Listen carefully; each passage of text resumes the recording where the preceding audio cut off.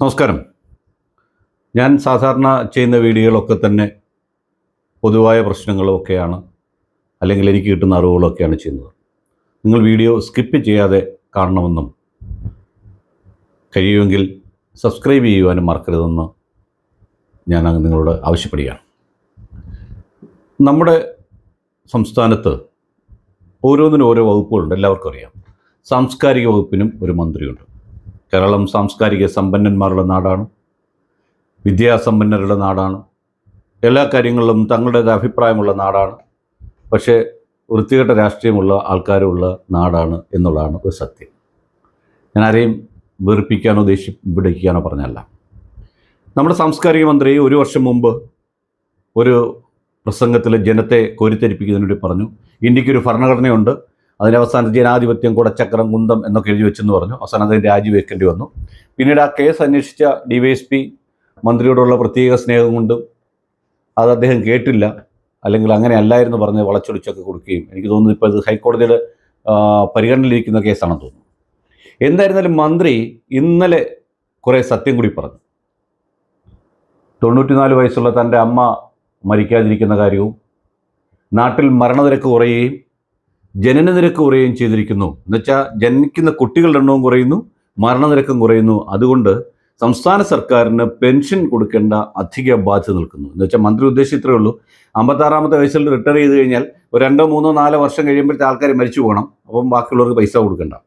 ഇത് കുറേ കാലങ്ങളായി നമ്മൾ പറഞ്ഞുകൊണ്ടിരുന്ന ഒരു കാര്യമാണ്.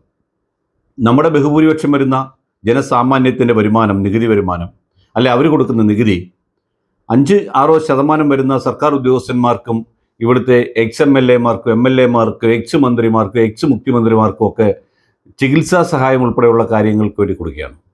എന്ന് വെച്ചാൽ നമ്മുടെ ഔദാര്യത്തിലാണ് എന്നെങ്കിലും ഒരുത്തൻ MLA തിരഞ്ഞെടുക്കപ്പെട്ടാൽ അന്ന് മുതൽ മരിക്കുന്നവരെ അയാളും അയാളുടെ ഭാര്യയും നമ്മുടെ ഔദാര്യത്തിലാണ് ജീവിക്കുന്നത്. നമ്മൾ കൊടുക്കുന്ന പെൻഷനാണ്, നമ്മളാണ് അയാൾക്ക് എത്ര ലക്ഷം രൂപയുടെ വേണമെങ്കിലും ചികിത്സാ സഹായം നൽകുന്നത്. നമ്മുടെ ഗവൺമെൻറ് ഹോസ്പിറ്റൽ പാരസെറ്റാമോൾ ഗുളിക ഇല്ലെങ്കിൽ പോലും ആരോഗ്യമന്ത്രിക്ക് അസുഖം വന്നാൽ അമേരിക്കയിൽ പോയി ചികിത്സിക്കാൻ പൈസ നമ്മൾ കൊടുക്കും. അതാണ് നമ്മുടെ ജനാധിപത്യത്തിൻ്റെ ഏറ്റവും വലിയ ഗുണകരമായൊരു കാര്യം. മന്ത്രി പറഞ്ഞതിനകത്ത് ചില കാര്യങ്ങളുണ്ട്, വസ്തുതകളുണ്ട്. പക്ഷേ ആ വസ്തുതകൾ അങ്ങനെയാണോ അദ്ദേഹം അവതരിപ്പിക്കേണ്ടതെന്നുള്ളതാണ് ഇപ്പോഴത്തെ ഒരു പ്രശ്നം. ആൾക്കാർ മരിക്കുന്നില്ല, അതുകൊണ്ട് പെൻഷൻ കൊടുക്കേണ്ടി വരുന്നു എന്നൊരവസ്ഥയിലാണ് അദ്ദേഹത്തിൻ്റെ സംസാരം വന്നത്. ഒരുപക്ഷെ അദ്ദേഹത്തിൻ്റെ സ്വതസിദ്ധമായ ശൈലിയിൽ പറഞ്ഞാണെങ്കിൽ പോലും അദ്ദേഹവും അദ്ദേഹത്തിൻ്റെ പാർട്ടിക്കാരും അല്ലെങ്കിൽ നമ്മളെ ഭരിക്കുന്നവർ ഓർത്തിരിക്കേണ്ട ചില കാര്യങ്ങളുണ്ട്. ഇന്ത്യയിലെ ഒരു സംസ്ഥാനത്തും ഇത്രയേറെ വാഹനങ്ങളുടെ അകമ്പടിയോടുകൂടി ഒരു മുഖ്യമന്ത്രി പോകുന്നില്ല എന്നുള്ളതാണ് സത്യം. ഒരു മന്ത്രി പോകുന്നില്ല എന്നുള്ള സത്യം. വർഷാവർഷം വാഹനങ്ങൾ വാങ്ങുന്നില്ല എന്നുള്ളതാണ് സത്യം. ഒരു മന്ത്രിക്ക് 4-5 വകുപ്പുണ്ടെങ്കിൽ ആ വകുപ്പുകൾക്കെല്ലാം തന്നെ ഓരോ കാറാണ് ചുമ്മാതെ കൊണ്ടിട്ടിരിക്കുന്നത്. എല്ലാം ക്രിസ്റ്റയിലോ അതിന് മേളിലോട്ടുള്ള വണ്ടികളിൽ മാത്രമേ യാത്ര ചെയ്യുള്ളൂ. ഏതെങ്കിലും ഒരു പോലീസ് ഉദ്യോഗസ്ഥൻ വെളുത്ത കാറിൽ പോകുന്നത് അപകടകരമാണെന്ന് പറഞ്ഞാൽ കറുത്ത കാറ് മേടിക്കുകയാണ്. ഇതൊക്കെയാണ് നമ്മുടെ നാട്ടിൽ നടക്കുന്നത്. ഒരു മന്ത്രിക്ക് 3-4 കാറ്, മുഖ്യമന്ത്രി നാട്ടിലിരിക്കുമ്പോഴൊരു കാറ്, തിരുവനന്തപുരത്ത് ചെല്ലുമ്പോൾ ഒരു കാറ്, എവിടെ പോകുമ്പോഴൊരു കാറ്, നമ്മുടെ പൊതുമരാമത്ത് മന്ത്രി കോഴിക്കോട് ചെല്ലുമ്പോൾ അവിടെ ഒരു വാഹനം, തിരുവനന്തപുരത്തിലെ വേറെ വാഹനം. ഈ വാഹനങ്ങൾ മാത്രമല്ല, ഈ വാഹനങ്ങൾ ഇന്ധനം അടിക്കുന്നതും അതിലെ ഡ്രൈവർ ഉൾപ്പെടെ ഉള്ള എല്ലാ സംവിധാനങ്ങളും സെക്യൂരിറ്റിയും കൊടുത്ത് നമ്മളിവരെ വിട്ടാൽ പോലും ഇവർ പോകുന്ന ഓരോ കിലോമീറ്ററും TA കൂടി എഴുതി മേടിക്കുന്നുണ്ട്. ഞാൻ വളരെ ചെറുപ്പം തൊട്ട് ആലോചിക്കുന്ന കാര്യമാണ്. നമ്മൾ ഒരാളിന് വേണ്ടി ഒരാളിനെ ജോലിക്ക് വെച്ചിരിക്കുന്നു. അയാൾക്ക് നമ്മളൊരു കാറ് കൊടുത്തു, ആ കാറ് നമ്മൾ ഡ്രൈവറെ കൊടുത്തു, ഇന്ധനം അടിച്ചു കൊടുത്തു, അയാൾക്ക് യാത്ര ചെയ്യാനുള്ള അവസരം ഉണ്ടാക്കി കൊടുത്തു. അയാൾ നമുക്ക് വേണ്ടി അവിടെ പോയി ഒരു കാര്യം ചെയ്തിട്ട് വരുന്നതിന് അയാൾക്ക് തന്നെ TA കൊടുക്കുന്നത് ട്രാവലിംഗ് അലവൻസിൻ്റെ ആവശ്യമുണ്ടോ? ഇല്ല, കൊടുക്കാൻ പാടില്ല. അതാണ് ഇവിടെ നടക്കുന്ന ഒരു കാര്യം. പിന്നോ ഇത്രയേറെ കടം കൊണ്ട് അങ്ങേ അറ്റം നിന്ന് ജനങ്ങൾക്ക് പെൻഷൻ പോലും കൊടുക്കാതെ ആശാവർക്കർമാർക്ക് 233 രൂപ എന്നുള്ളത് 235 രൂപയാക്കാൻ പോലും വർദ്ധിപ്പിക്കാൻ പറ്റാത്ത സാഹചര്യത്തിൽ 100 കോടി രൂപയാണ് കഴിഞ്ഞ ബഡ്ജറ്റിലും പുതിയ കാർ മേടിക്കാൻ വെച്ചിരിക്കുന്നത്. ഈ സത്യത്തിൽ ഞാൻ ഒരു കാര്യം ഓർക്കുകയാണ്. നമ്മുടെ മുഖ്യമന്ത്രി കഴിഞ്ഞ ആഴ്ചയിൽ ഡൽഹിയിൽ പോയിരുന്നു നിർമ്മലാ സീതാരാമനെ കാണാൻ വേണ്ടി. അദ്ദേഹത്തിൻ്റെ വ്യക്തിപരമായ എന്തോ കാര്യത്തിന് വേണ്ടിയാണ് അദ്ദേഹം പോയതെന്നാണ് പുറത്തു വരുന്ന വിവരം. അതെന്തോ ആയിക്കോട്ടെ. കാരണം അല്ലാതെ ഒരു സംസ്ഥാനത്തിൻ്റെ മുഖ്യമന്ത്രി നമ്മുടെ ദേശീയ ക്യാബിനറ്റ് റാങ്കിലുള്ള മന്ത്രിയെ സംസ്ഥാനത്തിന് സാമ്പത്തികസ്ഥിതിയെപ്പറ്റി സംസാരിക്കാൻ പോവുകയാണെങ്കിൽ ആ വിവരം ജനങ്ങളോട് പറയാനുള്ള ബാധ്യത അദ്ദേഹത്തിനുണ്ട്. അദ്ദേഹം അത് പറഞ്ഞിട്ടില്ല. അതുകൊണ്ട് അദ്ദേഹത്തിൻ്റെ സ്വകാര്യ സന്ദർശനമായി കാണും. അതും നമ്മുടെ ചിലവിലായിരുന്നു. അത് പറഞ്ഞപ്പോഴാണ് ഒരു കാര്യം ഓർമ്മ വരുന്നത്. കേരള ഹൗസിൽ 2 കാറുകൾ ചുമ്മാതെ മൂടിയിട്ടുണ്ട്. ഒന്ന് ഗവർണർക്ക് സഞ്ചരിക്കാനും മറ്റൊന്ന് മുഖ്യമന്ത്രിക്ക് അവിടെ ചെല്ലുമ്പോൾ യാത്ര ചെയ്യാനും. ഈ 2 വണ്ടിയും ഇവർ ചെല്ലുമ്പോൾ മാത്രമേ ഉപയോഗിക്കുന്നുള്ളൂ. അതിനും കൊടുത്തിട്ടുണ്ട് 10-40 ലക്ഷം രൂപ. അപ്പോൾ ഞാൻ പറഞ്ഞു വന്നത്, നമ്മുടെ വിനു വി ജോൺ എൻ്റെ നാട്ടുകാരനാണ്. ഏഷ്യാനെറ്റിലെ സീനിയർ എഡിറ്ററായിട്ടിരിക്കുന്ന അദ്ദേഹം തൻ്റെ വാർത്താ അവതരണത്തിൽ പറഞ്ഞു, ഈ സിയാസ് കാറിലാണ് കേന്ദ്ര ധനകാര്യ വകുപ്പ് മന്ത്രി വന്നത്. പല മന്ത്രിമാരും അങ്ങനെയാണ് വരുന്നത്. പക്ഷേ ഇവിടുത്തെ മുഖ്യമന്ത്രി ഇവിടെ നടക്കുന്നതും അവിടെ നടക്കുന്നതും ലക്ഷക്കണക്കിന് രൂപ വിലയുള്ള കാറിലാണെന്ന് പറഞ്ഞു. വടക്കേ ഇന്ത്യ ഉൾപ്പെടെയുള്ള കേരളത്തിന് പുറത്തുള്ള സംസ്ഥാനങ്ങളിലെ മിക്ക മന്ത്രിമാരും മുഖ്യമന്ത്രിയൊക്കെ യാത്ര ചെയ്യുന്നത് ഇന്ത്യൻ നിർമ്മിതമായ മാരുതി കാറിലാണ്. അത് ഇന്ത്യൻ കമ്പനിയാണ്. അതിനുവേണ്ടി അവർ ആ കാറിലാണ് ഉപയോഗിക്കുന്നത്. അതിൻ്റെ വിലയും നിങ്ങൾക്കൊക്കെ അറിയാം. പക്ഷെ നമ്മുടെ മുഖ്യമന്ത്രിമാരും മന്ത്രിമാരും എന്തിന് സാധാരണ ഒരു ജില്ലാ കളക്ടർ പോലും, അല്ലെങ്കിൽ ADM പോലും, അല്ലെങ്കിൽ ഒരു ഡെപ്യൂട്ടി കളക്ടർ പോലും യാത്ര ചെയ്യാൻ ആഗ്രഹിക്കുന്നത് എന്തിലാണെന്ന് ചോദിച്ചു കഴിഞ്ഞാൽ അവരെല്ലാം തന്നെ ഇന്നോവയിലെ യാത്ര ചെയ്യത്തുള്ളൂ.